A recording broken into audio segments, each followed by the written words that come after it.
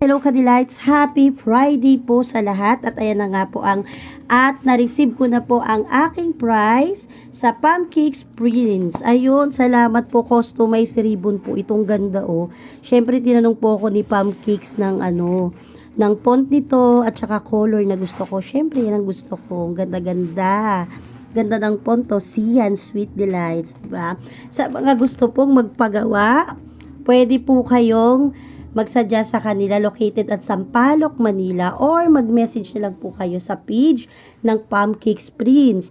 Nag-edible prints po sila on wafer paper, non-edible, waterproof photo paper, notepad, cake care, acknowledgement receipt, waiver, thank you notes, money envelopes, chip bags, chocolate bar wrapper or sleeves, and writing and tracing pads. Again,